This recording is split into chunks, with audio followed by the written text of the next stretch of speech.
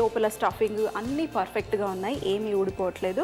ఇంకొంచెం రంగు రాగానే తీసేసి చక్కగా టమాటో కెచప్తో సర్వ్ చేస్తే టేస్టీగా లోపల చక్కటి ఫిల్లింగ్, యమ్మీ యమ్మీ, బయట క్రిస్పీ.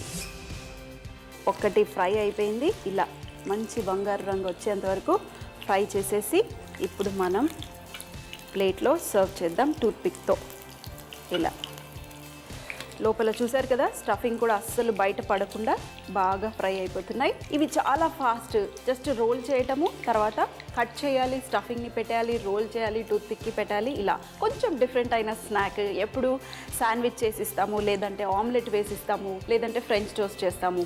మరి నేను ఆల్రెడీ మీకు బ్రెడ్ వడ ఎలా చేయాలో కూడా చూపించాను కదా, మరి అలా బ్రెడ్ వడ కూడా చేయొచ్చు. బ్రెడ్ వడ ఎప్పుడు చేయొచ్చు అంటే మీ బ్రెడ్ కొంచెం డ్రైగా అయిపోయి ఎండిపోతుంది కదా, ఆ టైంలో మీరు బ్రెడ్ వడ చేయండి.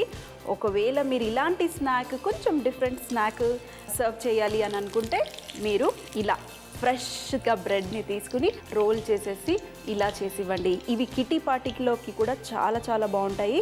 మీరు రెడీ చేసేసి రోల్ చేసేసి ఒక పాలిథిన్ అంటే లేదంటే క్లీన్ ర్యాప్ కానివ్వండి దానికి పెట్టి మీ గెస్ట్ రాగానే మీరు సింపుల్గా అవి తీసేసి ఈ టూత్పిక్ ఆయిల్లో వేసేసి ఫ్రై చేసుకుంటే వేడిగా ఫ్రెండ్స్కి సర్వ్ చేసినట్టు ఉంటుంది.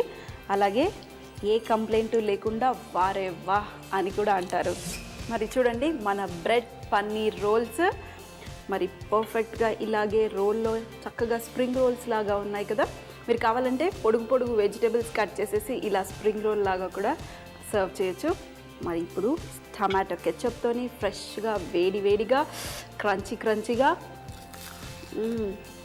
ఆసమ్ అండి, ఆసమ్, సింప్లీ సూపర్గా ఉంది. టేస్టీ, కెచప్ లేకపోయినా పర్వాలేదు, టేస్టీగా వస్తాయి. లోపల స్టఫింగ్ కూడా చాలా బాగుంది.